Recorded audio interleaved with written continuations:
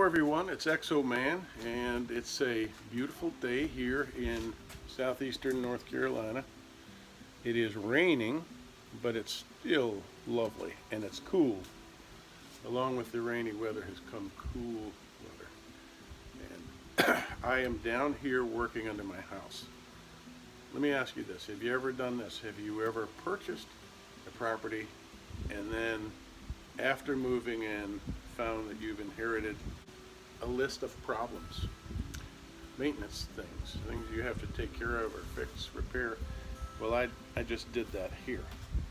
I have this carport area under this house on stilts, and it's really quite nice to have this. But what I should have been more aware of, I still would have bought the property, but was the drainage. And I didn't come on a very rainy day and observe, and I think that's what you should do. I wasn't too concerned about standing water flooding, but I didn't think about falling water and the fall of this property. And as you can see, there's a large expanse of drive out here, rock covered drive, and the water comes downhill. That's quite a slope there, and it comes rushing under my house, and along with it, water, sand, all mess.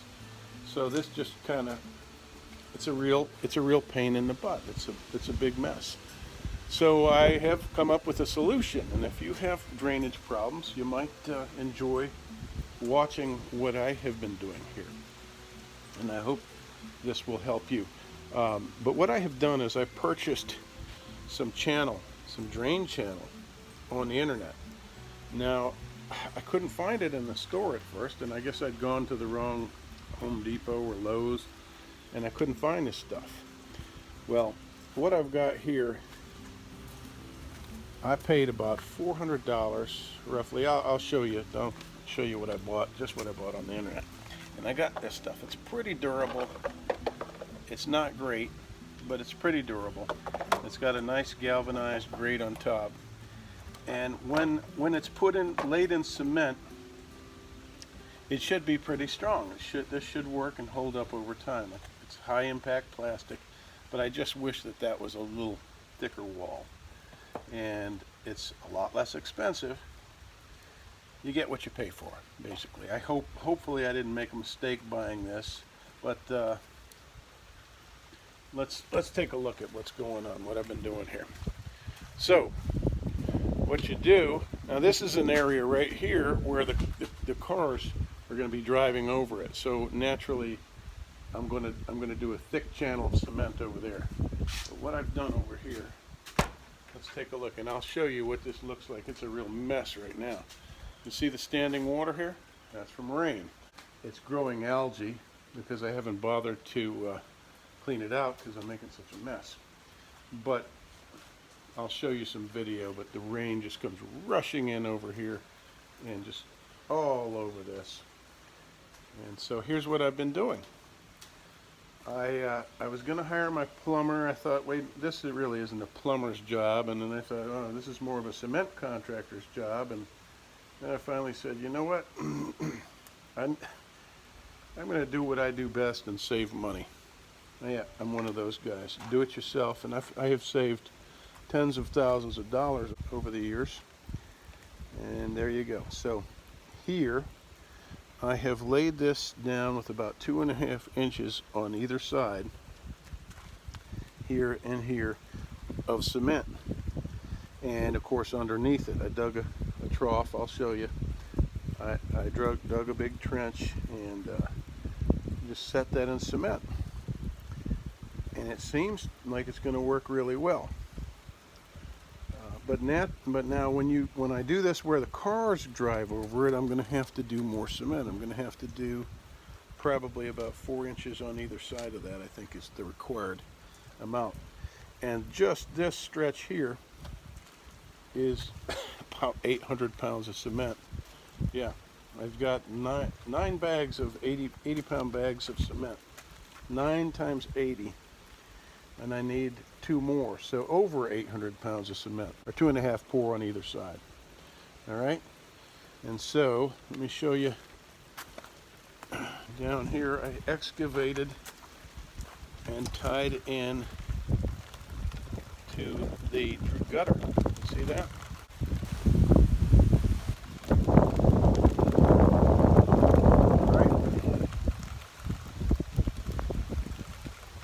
And that just goes and runs off into the drainage along the side of the house and out into the creek. But there you go. I took some scrap wood from the farm and I built my form pretty darn easy. Got some stakes from Home Depot and just dug all this out. And now I've got a huge mess, but I've got drainage. So there we are. I've got my union here, my Y, and I've got my flexible extension. It goes right into it. It fits snugly. And then this piece fits not so snugly in this adapter, but that's okay. I'll glue it, and I'll send a couple of stainless screws into it, and we should be good. Got my forms all set up. Now this is not going to be as wide as I would need for driving. For driving over it, you'd need a good 4 inches on either side of it, but I've just got about 2.5 because it's just the cement is just to hold it in place, and it should work fine.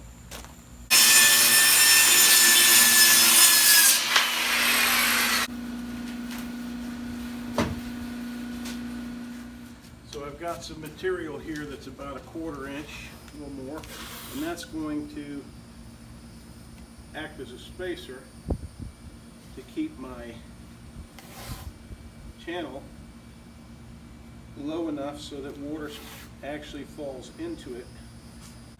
This tape will keep the concrete from going into the channels when I'm shoveling the concrete into the trench.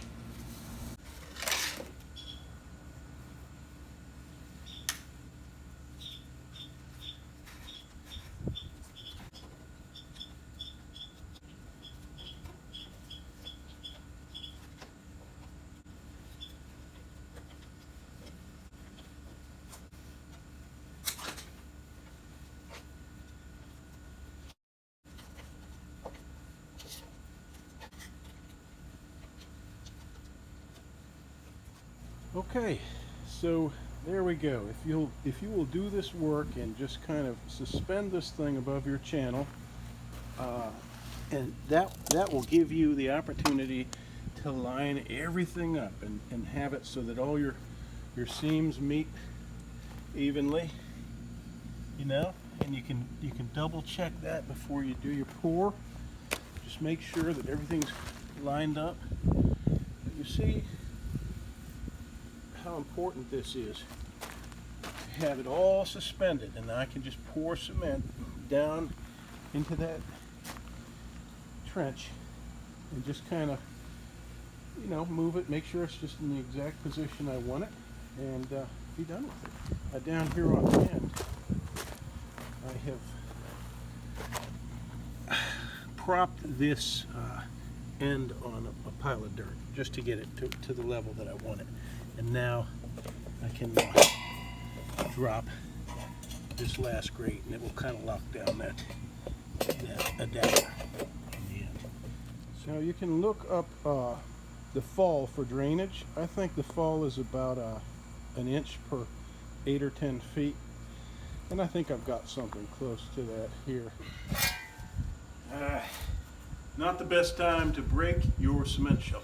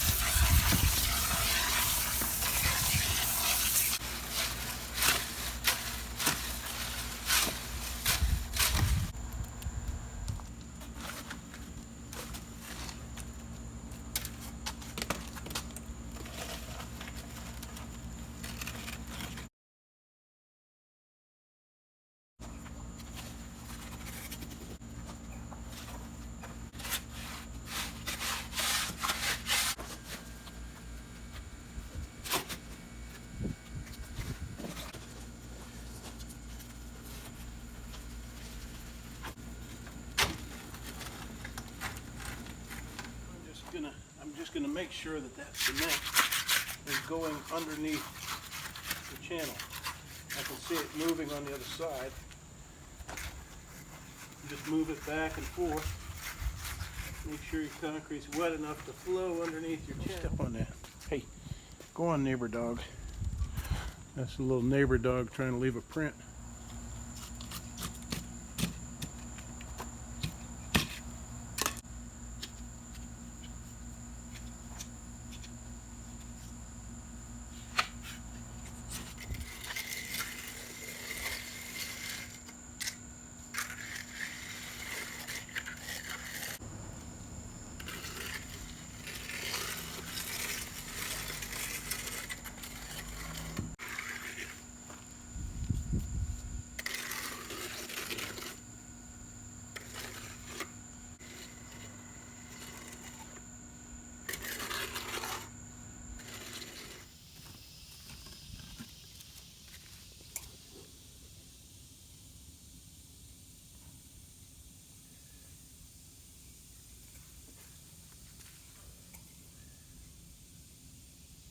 Okay, well, hindsight is 20/20, so now I'm learning that this grate is not going to be able to pull up out of here. You see that the stress right there when I do that? That's the catch. See, and the only way to get this out of here, now that we have the weight of cement on either side of this channel, the grate doesn't pop out because the catch has no room to, there's no flex space there, okay? So I literally can't pop this channel out without rupturing the plastic where the metal catches the plastic. So you just should be able to rotate your screwdriver and lift this grate up. You can't do so without damaging the plastic. And then how am I going to keep the grate flush and in place from then on? Once I tear it out of there, it's just going to be free floating and it can easily pop out of place. So, well, you know, all is not lost. I have a good drain here. I'm going to have a hell of a time cleaning it. I'm going to have to get down in there with a pressure washer. If any sand or debris gets caught in there, I don't know how the heck I'm going to get it out of there. So, I think what I'll do down at the end is take that into consideration when I pour and leave some room on the sides, right where the grates lock in. I'll leave a little room, maybe put a popsicle stick or something right here and then pull it out. You know, where every catch is, put a little popsicle stick. Wow, what a pain in the butt, but it's workable.